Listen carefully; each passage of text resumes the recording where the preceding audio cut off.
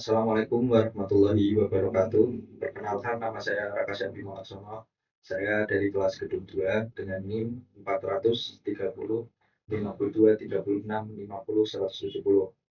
Di sini saya akan menjelaskan tugas individu rekayasa fondasi dengan soal jelaskan data apa saja yang diperoleh dari hasil pengujian sondir, penetration test, dan pengujian standar penetration test, serta bagaimana data tersebut digunakan untuk menentukan karakteristik dan daya dukung tanah pada perencanaan fondasi, dan jelaskan juga perbedaan kedua hasil pengujian.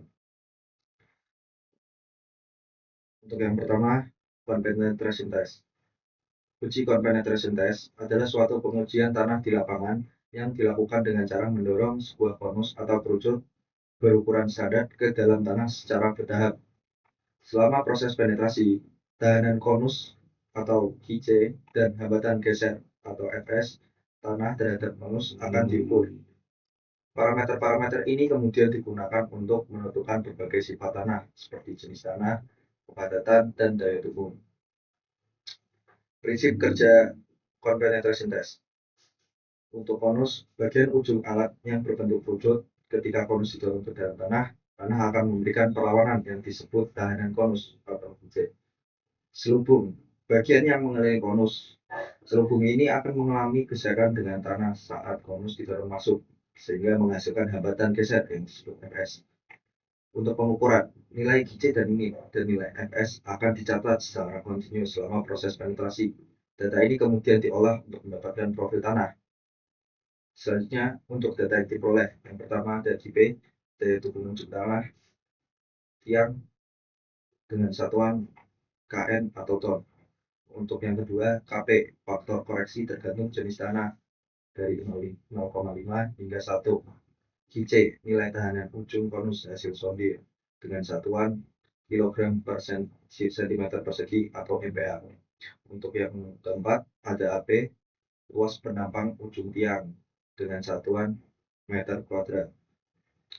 Untuk yang kelima, ada KS, daya dukung geser selimut dengan satuan KN atau ton. Untuk KS, faktor koreksi gesekan atau lebih kecil dari KP. Untuk KC, nilai sondir rata-rata sepanjang selimut tiang. Untuk AS, luas bidang selimut. Untuk rumus yang digunakan, FS IC plus FS dikurangi QC kali AC per AS dalam satuan kilogram per sentimeter persegi. Untuk RF sendiri, FS per QC kali 100%. Untuk TF kumulatif dari FS kali 20. Untuk KW sendiri, TW dikurangi CW. Untuk GC, CW kali API per AC. Untuk FS, KW kali API AS. Untuk HL, FS kali 20 cm. Untuk TF, sigma HL. Untuk RF, FS per QC kali 100%. Rata-rata QC, jumlah nilai QC per jumlah data. Penggunaan data untuk perencanaan fondasi ini adalah mengidentifikasi jenis tanah berdasarkan nilai QC dan FS, menentukan kapasitas bearing capacity tanah untuk mendesain fondasi, dan yang terakhir untuk menilai daya dukung tanah dengan metode toleransinya pada tiap kedalaman. Untuk standar penetration test sendiri,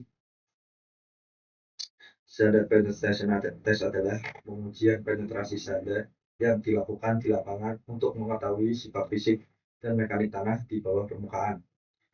Data yang diperoleh dari standar penetration test ini adalah yaitu KP, KIP, daya dukung ujung tiang, CP, faktor koreksi tergantung jenis tanah, dan N60 nilai pukulan SPT yang sudah dikoreksi energi. Untuk selanjutnya ada AD, luas penampang ujung tiang atau dengan satuan meter persegi. Untuk Q1, daya dukung gesekan selimut tiang. Untuk CS, faktor koreksi gesekan selimut. Untuk yang terakhir ada AS, luas selimut tiang atau keliling kali panjang tiang. Untuk rumus yang digunakan yaitu QP sama dengan CP kali N60 kali AB. Untuk QS sama dengan CS kali N60 kali AS. Q total QP plus Q1. Dari perbedaan kedua hasil pengujian penetration test dan standar penetration test, yaitu yang pertama dari metode uji penetration test, penetrasi konus baja ke dalam tanah secara kontinu menggunakan alat hidrolik. Sedangkan standar penetration test, penetrasi tabung belah atau split sponge sampler dengan pukulan palu manual.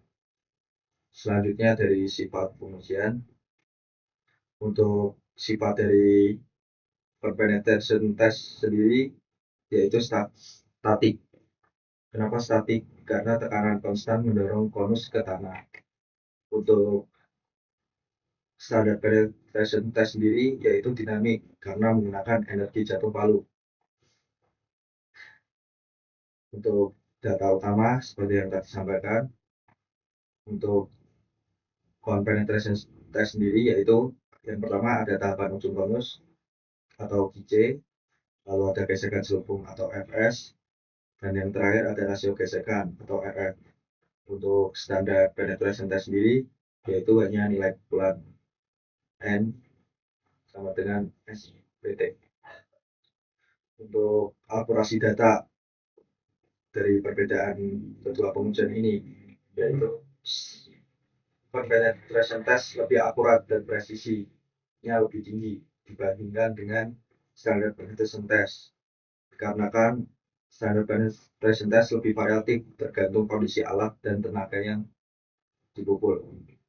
Untuk jenis tanah CPT cocok untuk tanah halus sampai sedang seperti pasir, lempung, atau lanau. Untuk standar penetration test sendiri cocok untuk tanah berbutir kasar seperti pasir, kerikil, dan bebatuan. Berikut contoh grafik sondir dari hasil